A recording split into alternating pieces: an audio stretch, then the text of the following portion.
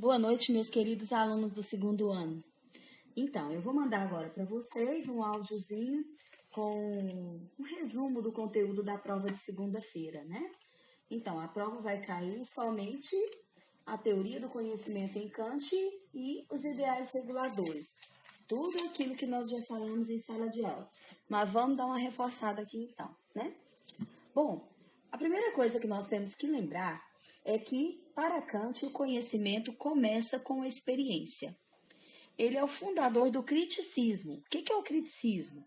É uma corrente filosófica que tenta unir o empirismo com o racionalismo, tá? Ou seja, ele quer superar a dicotomia entre o empirismo de Locke e o racionalismo de Descartes. Bom, então o primeiro ponto será realmente a experiência sensorial, a experiência sensível, tá? Naquela pirâmidezinha que eu desenhei no quadro para vocês, a experiência ela está fora do sujeito. Através dos 5 sentidos, o sujeito entra em contato com os objetos que estão no mundo, tá? E essa experiência sensível fornece à inteligência, à razão, a matéria do conhecimento, aquilo que depois vai ser o conceito intelectual. Bom, chegando então na razão, essa matéria do conhecimento, ela vai ocupar espaços vazios que estão presentes na sensibilidade, formas a priori, formas vazias que estão presentes na sensibilidade. O que é a sensibilidade? É uma faculdade da razão que está equipada com as noções de espaço e tempo, está equipada com as formas vazias. O que a sensibilidade faz com essa matéria do conhecimento?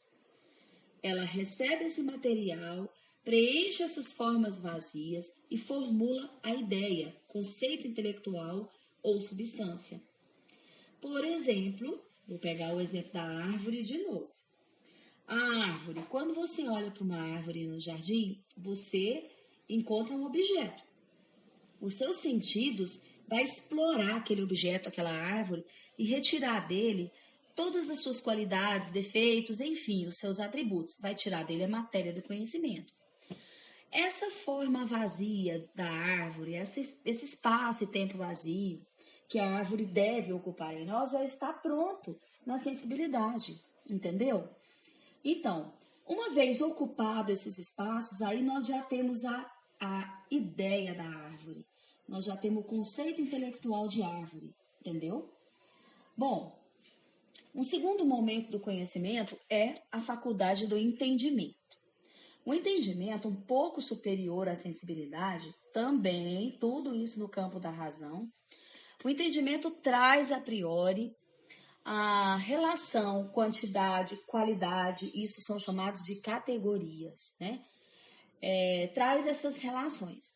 O entendimento, quando ele recebe as ideias que a sensibilidade manda, ele organiza, é aquela faculdade que tem a função de pensar as ideias e organizá-las, classificar essas ideias, entendeu? Porque de alguma maneira ele vai receber ideias que correspondem aos mesmos objetos, porém com características diferentes. Por exemplo, ele pode receber uma ideia de árvore grande, uma ideia de árvore pequena.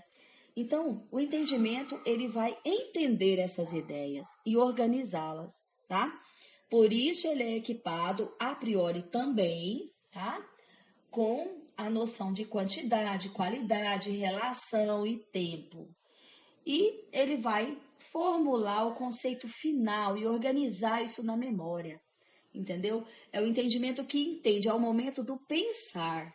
Até a sensibilidade, nós estamos no momento do conhecer. O entendimento é o momento do pensar. Bom, feito isso, as ideias estão organizadinhas num arquivo chamado memória. Acontece que tem aquelas ideias ou aqueles ideais que Kant chama de ideais reguladores que não são possíveis passar pela experiência. Imagina você passar pela experiência o conceito de moral, de liberdade, fé, Deus, mundo, alma. São conceitos puramente abstratos que nós não podemos ver, tocar e sentir. Então, num primeiro momento, Kant nega a existência deles.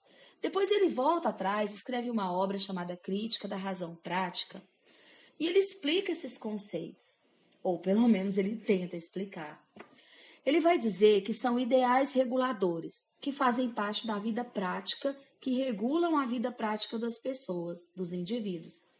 Porém, eles não podem ser conhecidos pelos sentidos.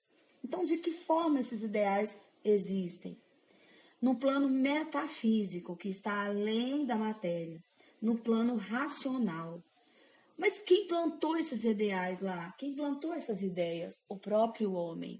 O próprio homem cria os ideais reguladores de acordo com a necessidade. Então, por exemplo, a ideia de alma, de mundo, a ideia de Deus. Se for necessário, o homem vai criar essas ideias. Se não, não precisa. Cada um vai conceber essas ideias de uma maneira diferente.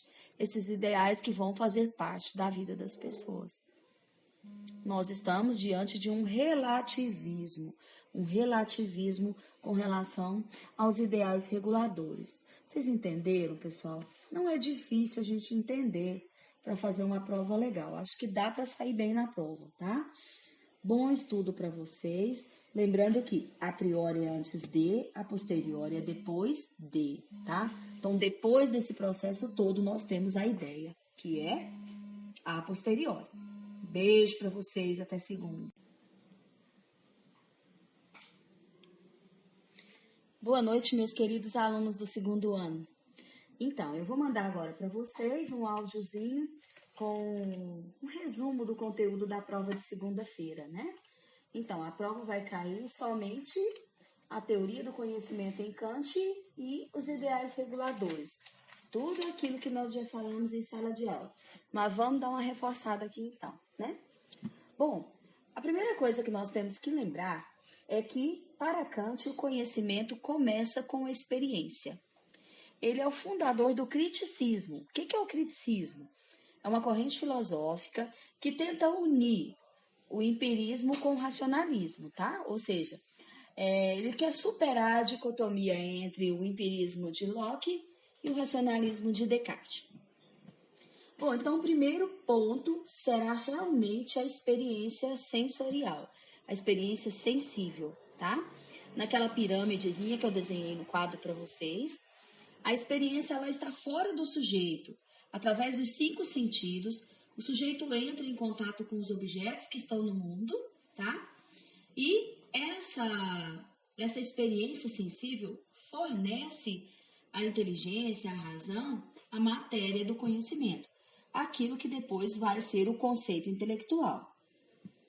Bom, chegando então na razão, essa matéria do conhecimento, ela vai ocupar espaços vazios que estão presentes na sensibilidade.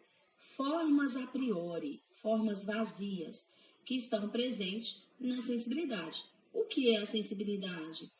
É uma faculdade da razão que está equipada com as noções de espaço e tempo, está equipada com as formas vazias. O que a sensibilidade faz com essa matéria do conhecimento?